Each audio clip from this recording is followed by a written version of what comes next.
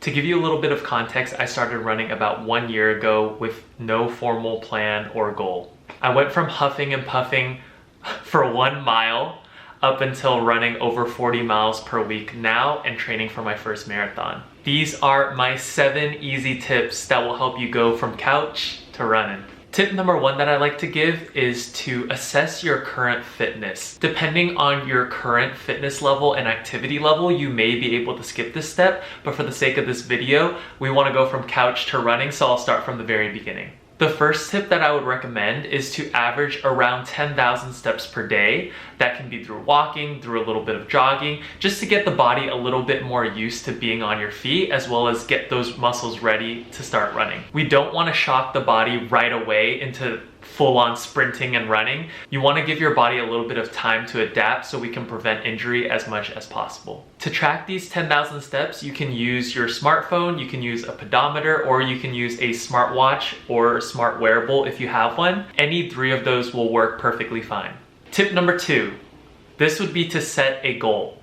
What are your goals for running? Do you want to run for fun as a hobby, or would you like to prepare for a race? The reason I think that this is a very important step is so that you can manage your expectations as well as develop your own running training plan. Personally, I don't really have any running goals. I am training for my first marathon in a couple months. However, I don't have a time goal. Running is just a way for me to collect some meditative benefits, to stay in good cardiovascular shape, as well as I just enjoy the act of running. So I don't have any specific training plan that I'm following. I just run as my body allows me to. So if I have more time throughout the day, I'll run a little bit more. If I have less time, I'll make it a quick run. If my body's sore, I'll give it rest. It's kind of like intuitive running for me personally. This is because I do not have a time goal for the marathon, and I just want to make sure that my body is ready to run 26.2 miles no matter how long it takes. Now let's talk about gear, which is a lot of people's favorite parts. Now running can be known as a very cheap sport,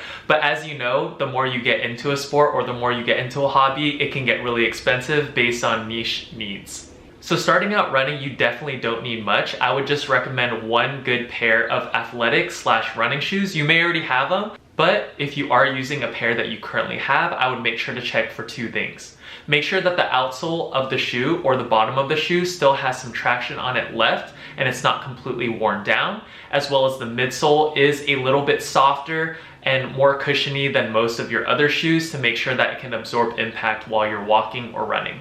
Another thing that I would also check to make sure is to make sure that your shoes are the right size for you.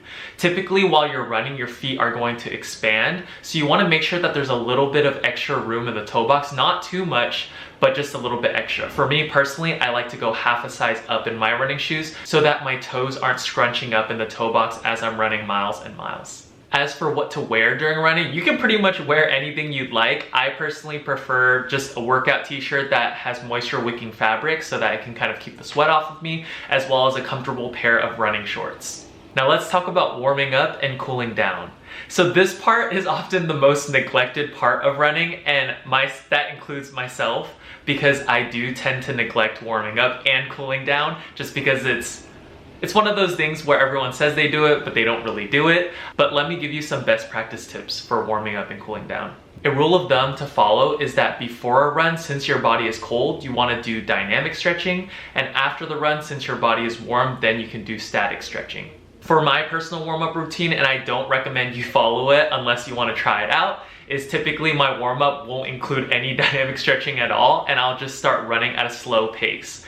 As my body starts to get warmed up, and my body starts to feel better, then I'll start to pick up the pace. But then again, I will say that it's not for everyone, but I do know some runners that do warm up like that as well. As for my cool downs, I typically slow down my pace towards the end of my runs, and then I do a couple of static stretches.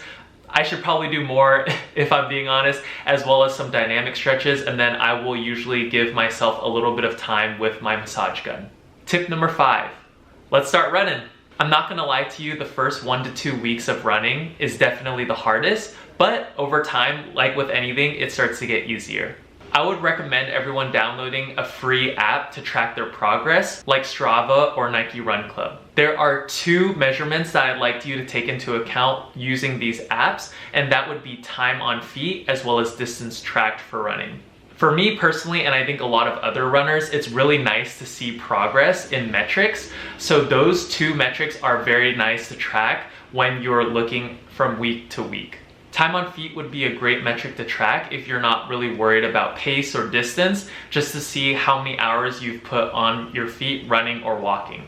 My personal favorite is to track miles. The reason for that being is I simply just like seeing the number of miles go up as I run, and it motivates me to run farther. Now, when you go on your first couple of runs, the biggest piece of advice that I think every runner can agree on for beginners is to start slow.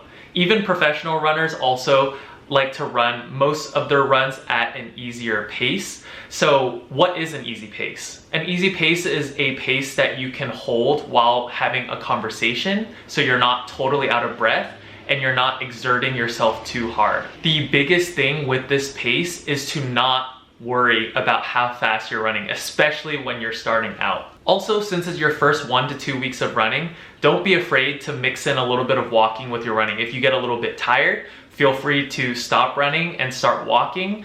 Just as long as you're keeping your body moving, that all counts. I would recommend running 2 to 3 times per week. Another tip is to plan out your runs and your routes. So I would do this personally because it's a lot easier to run when you know where you're going, as well as you know how far that route is going to be. The last thing you would want is to run 2 to 3 miles away from your house, and then at the end of that run, you have to walk all the way back home. It's gonna save you a lot of time and a lot of hassle. The app that I like to use is called Footpath, and I'm not sponsored by them at all, but I really enjoy their app to track how far I am from my house, as well as if I can avoid a lot of traffic lights as well, because I personally hate running and stopping and starting and stopping and starting just because there's traffic lights. Tip number 6. Hydration and nutrition. Now, I'm no expert in this category for hydration or nutrition, but the biggest piece of advice that I can give is that when you start running and you start becoming a little bit more active,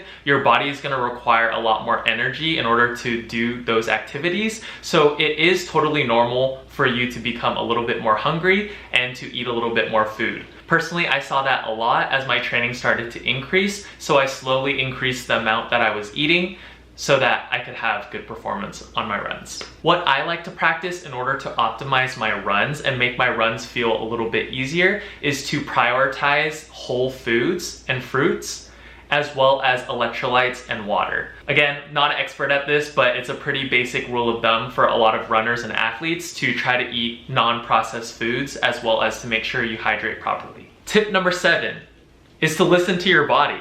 You are the only person that will know how your body is feeling on every run, after the run. Are you recovered? Do you feel good? Do you not feel good? What's hurting on your body? Make sure you listen to your body. A mistake that I made when I first started running is I got a little bit crazy about running, and I started to increase my mileage very quickly, very heavily. What that did is it gave me an overuse injury on my knee, and I had to actually sit out for 2 to 3 weeks, which I personally hated. So make sure you listen to your body and make sure that you don't change your training plan too quickly. Make sure you give your body time to adapt to this new activity. Last but not least, this is an optional or bonus tip, is to find a running buddy or find running friends. This just makes running so much more fun. It's gonna make the runs feel more effortless. It's gonna make the runs feel faster. It's gonna improve your running. It's just gonna do a whole lot of beneficial things for your running. Me personally, I do like running alone a lot because it gives me time to think. It lets me run at whatever pace I'd like, lets me run however far I'd like. However, I will say that running with people, and especially running with friends, is so much more fun every now and then because it gives you a little bit of extra motivation, accountability, as well as it makes the run more fun because of fun conversation. And there we have it. Those are my tips to make running even easier to start. Remember that this is just a general outline and you can really do whatever you'd like. Just make sure to have fun and also stay healthy. I hope to see y'all on Strava.